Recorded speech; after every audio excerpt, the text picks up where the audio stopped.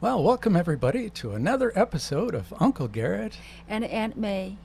Well, thanks for listening in. We are done with our summer break. We're back in the saddle, so to speak, and we're here to bring you some great new videos. We're really looking forward to all the exciting material we've got for you. Sorry, we disappeared for 4 months. We had a wonderful, great summer trip, though. Yeah. And okay, so what are we going to talk about today? This video is called The King of Life Hacks. And so, have you ever reacted to something in a way you didn't like? For example, have you lashed out in anger at someone, or have you gotten scared or shy, or have you had overwhelming thoughts like, how dare he do that, or she is so annoying, or just, general anger at your loved ones? Well, this video is for you. And if you've had thoughts like that, congratulations, you are human. So are we.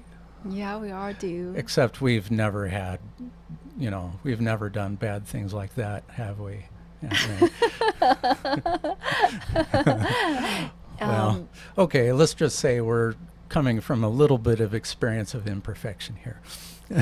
Still improving, and these days the lashing out becomes more and more a part of the normal communication, isn't it? Yeah. Unfortunately, all too common, and people tend to just accept that. But you don't have to. That's a better way. Oh, okay. Yeah. So, did you know that humans are emotional decision makers? They're not rational thinkers, but they're emotional decision makers that kind of rationalize after the fact. I did learn that. It's interesting in that the most of the time we make decision in the subconscious level and influenced by our emotions, and then we search out to find all the reasons to justify for that decision. Right. And sometimes people don't even bother with the rationalization part. They just spit out right away. Yeah. They'll rationalize if pressed, but yeah. Right. So, and actually this was proven scientifically.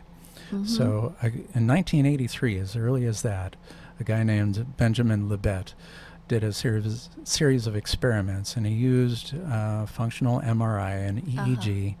And under controlled circumstances, he was actually able to predict when people and what decision people made, even before they knew what they decided. And that's very interesting. And I bet those really good salesmen all know it. Because they know exactly where's your trigger and how to trigger it. And boom, before you know it, you bought the product. Right, yeah. Good salesmen know how to leverage the fact that people make decisions emotionally. And this experiment has been replicated and enhanced many times throughout the years. So it's a very established thing that, well, people are emotional decision makers. So what are we going to do? Are we just, throw out our hands and like a drying leaf blowing in the wind of our emotions? Are we just a puppet? Yeah, puppets on the strings of the subconscious. Well, yeah, are we? Actually, no. Okay. We don't have to accept that, because even though we are emotional decision makers, we can reprogram our subconscious. How? Yeah, that is a good question. Yes. So, do you remember the movie The Matrix? Oh, yeah, I like the movie. Everything is run in a simulation system, not real. Right. And the hero of the movie, Neo, was able to figure out that we're running in a simulation, and he learned how to hack that simulation. And so he was able to modify reality by hacking into that computer simulation. Yeah. And so he learned how to stop bullets. Yeah. He learned how to fly like Superman. He learned how to bend spoons with his mind. Yeah. So you probably remember the scene where he encountered the little boy in the oracle's office. Yeah. And the little boy was sitting there with a spoon and it was, bending. And Neo asked, well, how do you do that? And the little boy said, do you remember? He said, you just have to realize there's no spoon. Right, exactly. Because it was all in part of the simulation. Yeah, no real spoon. It's the simulation of a spoon. Yeah. So I haven't figured out how to bend spoons with my mind yet. Neither have I. Yeah, I'm working on it. But what we can do is reprogram our subconscious. And like in the Matrix, part of the key is realizing that there's no me. I like that. It's you are your subconscious is a set of stimulus and response programs that can be replaced. So there's no more, I'm Italian, I'm just short fused, There's no more, I'm just always triggered by this. You can be what you determine to be. And so the other part of the key is the use of visualization. Okay, let me interrupt you first. So the first key is realize there's no me. There's just a collection of all the programs that you download throughout your life. Somebody else program you download into your brain and simulate them, think that is you. Right. So Yeah. part 2 key is that visualize a better program. Right. And that's the main key, how you replace your programs, how you update your apps, so to speak. Okay, how? Yeah. Yeah, and that's through visualization. So what you do is you imagine someone who is a really great person and imagine how they would respond to a certain situation. And then you visualize yourself responding in the same way. And why does this work? Yeah. This works because the subconscious actually has no concept of time or actually even what's real. Yeah, I heard that too. Right. So and that's why, sufferers of PTSD will experience the same hard emotions through memories, even though it's in the past. The subconscious still feels as if it's real. Present. Yes. Yeah. Real and present. Yes. And that is a disadvantage to sufferers of PTSD, but it's actually a great advantage to us because through our visualizations, we can actually tell our subconscious how we want to act. Mm-hmm. And so our brains are just kind of fire-wire machines. Yeah.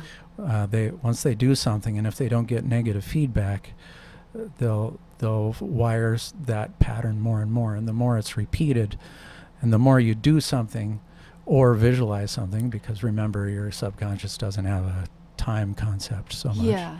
Yeah. The more you do that, the more likely you are to do it in the future. Yeah. Let me summarize what you say is that your response is connected to the old program, but when you visualize the new program more and more and more, you actually develop a link between the response and the new program, and gradually that turns to your natural default response. Right. Yeah. Exactly. Yeah. Yep. What if some people, actually maybe many people, they are unfortunate enough that they don't have the great role model around them. Yeah. And So what are they going to do? yeah, and unfortunately, that's all too common. Yes. And even good people are not perfect. So what I've done in the past is I take someone that I don't know real well, but they seem pretty great on the surface, and I fill in the blanks with an ideal. So I kind of grow on, my initial perception of greatness, Uh-huh. and build an ideal. And so it's important not to get confused, the real person with your imagined ideal, because Yeah. they're human too, and they Yeah. probably have some programs at least that are not great. Yes. Um, but you can use someone as a basis to build an ideal. Uh-huh. I would say maybe if you're a Christian, you could think of what a God and Jesus would do. Yeah, Yeah, and that's a more. very common phrase too. There's a very used phrase. What would Jesus do? Yeah, yeah, yeah. And by the way, we're making a new video called Mistakes of Fighting with Your Loved Ones.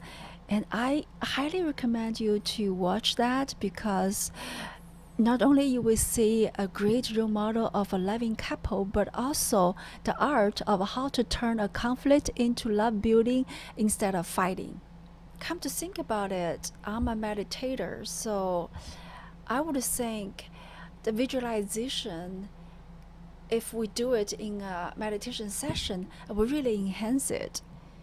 Because during the meditation, the analytic door between the conscious and subconscious mind opened.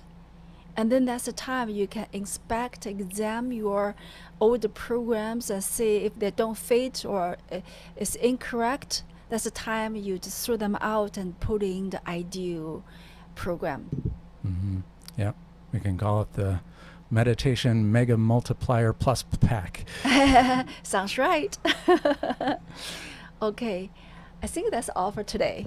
Yeah, so thank you so much for joining us. We hope this can benefit you a lot. I know it has for us. We're still working on it. Nobody's perfect. Don't get discouraged.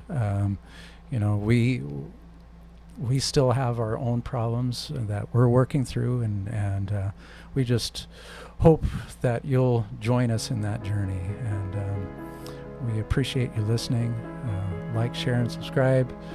Share it with a family member you think might benefit from it, or a loved one. So, and until next time, this is Uncle Garrett. And this is Anna May. Thank you Goodbye. for watching, and goodbye.